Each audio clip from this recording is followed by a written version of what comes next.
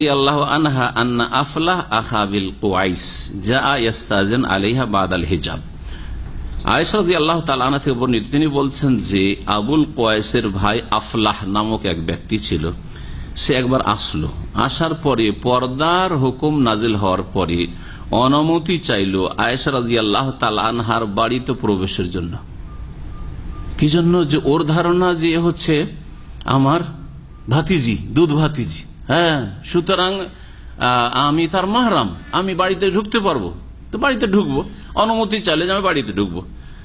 আল্লাহ বলছেন আয়েশা রাদিয়াল্লাহু তাআলা আনহা ফাআবাইতু, কিন্তু তার সন্দেহ হইল যে কি জানি এই লোক আসলে আমার জন্য মাহরাম হবে কি হবে না, সতর্কতা অবলম্বন করে বলছে না না না, বাড়িতে ঢোকা চলবে না, তুমি বাইরে থাকো।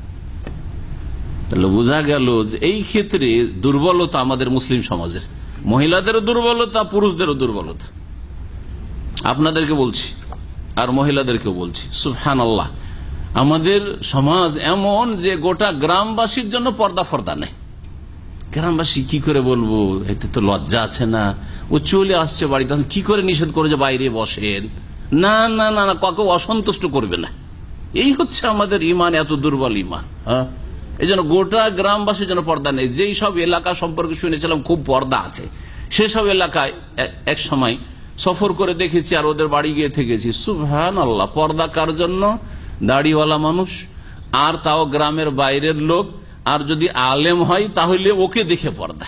আমার সাথে কথা বলে না, কথা বুঝতে পারছেন? ধরে নেন এখানেও ফ্যামিলি আছে, আমাকে দেখলো ওর বাপরে কোথায় লুকাবে, ওই শাইখের সামনে কি করে যাব, হ্যাঁ, আর কি করে কথা বলবো, হ্যাঁ, সালাম দেওয়া যায়। কিন্তু আপনাদেরকে পেলে, ভাই কেমন আছেন, হ্যাঁ, আপনার গাড়িতে চলে যাই, উঠে গেল আপনার গাড়িতে, বাড়ি চলে গেল, বাসা চলে গেল। আউযুবিল্লাহ, পর্দা হইল নাকি?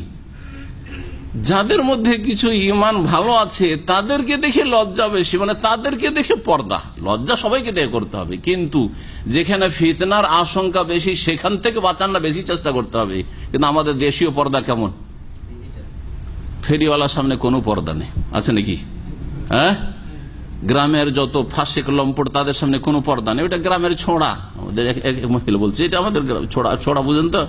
হ্যাঁ হ্যাঁ হ্যাঁ, কিছু আমাদের গ্রামে, এটা আমাদের গ্রামের ছেলে সৌদি আরবে এসে গেছে মহিলা, আর ও গ্রামের মানে ডিস্ট্রিক্টের, অথবা গোটা বাংলাদেশটাই গ্রাম ধরেন, এখানে আসার পর গোটা বাংলাদেশের গ্রাম। এটা তো আমাদের দেশি ছেলে, আবার ওর সাথে কথা বলবো না তো কার সাথে কথা বলবো? এখানে বিদেশে সব জায়েজ, ওখানে সব জায়েজ, এগুলো পর্দা হলো নাকি? তো আয়েশা রাদিয়াল্লাহু তাআলা আনহা অনুমতি দিলেন না। জি, আমি দেখেছি আমার বাবাকে, আর আমাদের জন্য আলহামদুলিল্লাহ আমার আব্বা জাযাকাল্লাহু খাইর রাস্তাটাকে খুব সহজ করে দিয়েছে পর্দা করার। গ্রামের লোক, চাচাতো ভাই, চাচাতো চাচা আমাদের, হ্যাঁ, অথবা চাচাতো ভাই কেউ চলে এসছে, আসার পর মনে করছে গ্রামের আমার চাচাতো ভাইয়ের বাড়ি, আছো ভাই বলে, বাছান ভাই বলে ঢুকতে যাচ্ছে। আমার আব্বা কয়েকবার করে বেইজ্জত করেছে। বাইরে বসার জায়গা নেই, বাইরে বসার জায়গা করা আছে, চেয়ার রাখা আছে, বেঞ্চ রাখা আছে, ওখানে বসেন, জায়গা আছে। ঢুকে দিয়েছে, এসে ঢুকতে যাচ্ছে, বাইরে বসার জায়গা নেই, একেবারে আমাদের আঞ্চলিক ভাষা বলে খাড়ো বেইজ্জত, হ্যাঁ, খাড়া বেইজ্জত, হ্যাঁ, কথা বলছে সাথে সাথে সামনাসামনি বেইজ্জত। এই না যে চক্ষু লজ্জা, যাক আজকে চলে এসছে, আগামীতে একটু সতর্ক থাকবো না। আর তারপরে ডাক দিচ্ছে, আপনি জানছেন আমার বাড়ি ঢুকে যেতে পারে, আপনি ঘরের কোনায় শুয়ে আছেন আর আপনার স্ত্রী উঠানে কাজ করছে, না, লাফ দিয়ে আগে দৌড়িয়ে চলে যান, হ্যাঁ, ও গেটের কাছে আপনি আগে পৌঁছে যাতে আসতে না পারে, ওখানে আপনি দেখা করলেন। এটা একটা হিকমত। দেখেছি আমার আব্বাকে, যেমনই আওয়াজ এসছে, আছেন ভাই, ও গেটের কাছে হাজির, দৌড় দিয়ে ছুটে গিয়ে ওখানে থামিয়ে দিয়েছে, যাতে আর আসতে পারে। বাই চান্স যদি এগিয়ে চলে এসছে, এখানে কেন আসলে তুমি, কেন বসার জায়গা নেই ওখানে, আরে আর জীবন আসবে না, যাক একটু শত্রুতা হয়েছে, অনেকে দুশ্মনী করেছে, কিন্তু লাভ আমাদের আলহামদুলিল্লাহ হয়েছে, যে জানে যে এই বাড়িতে ঢোকা যায় না, জি, এই বাড়িতে ঢোকা যায় না, এতটুকু জানে আলহামদুলিল্লাহ। এমনকি এমন উড়াইলো মোনাফিক মুসলমানরা যে হিন্দুদের এলাকায় গিয়ে বলে যে আরে এদের বাড়ি কোনো মহিলাকে ঢুকতে দেয় না। একদিন আমি মাদ্রাসা থেকে গেছি, যাওয়ার পরে বাড়ির গেটে বসে আছে, কিছু মহিলা হিন্দু যাচ্ছে রাস্তা দিয়ে, গ্রামেরই, আর বলছে যে কি ভাই শুনলাম নাকি তোমাদের বাড়ি আমাদের ঢোকা নিষেধ। আরেকদিন দেখি কয়েকটা মহিলা এসছে, আসার পরে গেটের বাইরে দাঁড়িয়ে আছে। আমি মহিলা গেটের বাইরে কেন দাঁড়িয়ে আছে? ভিতরে আসো, হিন্দু মহিলা দেখতে এসছে, যাবো অমুকের বাড়ি দেখ, কিন্তু ভয় ঢুকে না, ভয়ে ঢুকেন না। কারণ এই মুনাফিক মুসলিম গুলো হিন্দুর বাড়ি গিয়ে বলে আসে যে অমুকের বাড়ি মহিলাদেরকে ঢুকতে দেয় না। কত মুনাফিক বিপজ্জনক মুসলিমদের জন্য। অনেক সময় প্রকাশ্য কাফেরের চাইতে এরা বেশি ক্ষতিকর। কথা বুঝতে পারছেন?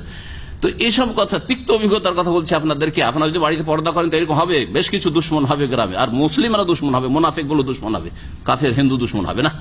জি, তখন বললাম দেখো এগুলো তোমাদের কে বলেছে? বলছে যে তো গ্রামের লোক সব বলছে, তোমাদের মুসলিমরা বলছে যে আমার নাকি মহিলাকে ঢুকতে দেন না। মহিলাদের কাছে আসবে, অসুবিধা নেই। যদিও শরীয়তে যারা অসতী মহিলা তাদের থেকে বেঁচে থাকা উচিত, এটা সঠিক মাসলা জেনে রাখবেন।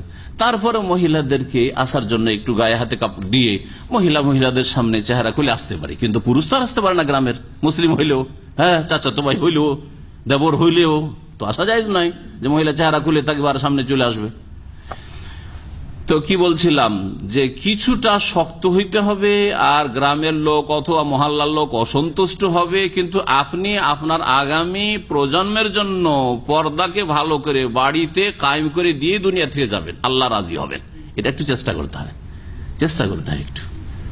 এটার নাম জিহাদ, এরই নামে জিহাদ। কথা বুঝতে পারছেন? যতটুকু জিহাদ করতে পারছেন, এই জিহাদ করছেন না, বড় জিহাদের স্বপ্ন দেখলে কাজ হবে? এই জিহাদ করেন, পারিবারিক জিহাদ। জি, প্রচেষ্টা চালাইতে হবে। জি, জিহাদ মানে প্রচেষ্টা চালানো, জিহাদ মানে শুধু অস্ত্র ধরা নয়। আয়েশা রাদিয়াল্লাহু আনহা এটা চিন্তা করলেন না যে লোকটা অসন্তুষ্ট হয়ে যাবে, কি বলবে, আমি ওকে বলবো যে না তুমি আসো না, আমি অস্বীকার করলাম অনুমতি দিতে। না তোমাকে অনুমতি দাও, তুমি বাইরে থাকো। পর্দার আড়াল থেকে বলে দিলে যে বাইরে বসো। আজকাল আপনার স্ত্রী বলে যে কি বলবো, আমার তো স্বামীর বন্ধু আর বাড়িতে আসতে চাইছে, কিভাবে বা নিষেধ করবো? এটা অভদ্রতা না হয়ে যাবে? ইসলাম চলে যাক, পর্দা চলে যাক, ইজ্জত চলে যাক, অভদ্র হবে না তাদের ভাষে। এইভাবে কি আর দিন ইসলামের হেফাজত হবে? এর নাম দিন কায়েম করা না, কখনো দিন কায়েম করে না। আপনি নিজের জানের ওপর দিন কায়েম করেন, আপনার বাড়িতে আগে দিন কায়েম করেন। ঘরের বাইরে দিন কায়েম করার আগে বাড়িতে দিন কায়েম করতে হবে। এগুলো হচ্ছে দিন কায়েম করা। ফালাম্মা যা রাসূলুল্লাহ, লোকটি ফিরে চলে গেল বাইরে থেকে। বাড়িতে মনে করছিল আমার ভাতিজি, দুধ ভাতিজি, বাড়িতে ঢুকবো, একটু কথা বলবো। আয়েশা রাদিয়াল্লাহু তাআলা, নবী সাল্লাল্লাহু আলাইহি ওয়াসাল্লাম তখন বেঁচে ছিলেন। যখন রাসূলুল্লাহ সাল্লাল্লাহু আলাইহি ওয়াসাল্লাম আসলেন বাড়িতে, আখবারতুহু বিল্লাযী সানাতুহু, তখন তাকে আমি বললাম, আয়েশা রাদিয়াল্লাহু বলছেন স্বামীকে বললাম যে আমি আজকে এই কাজ করেছি।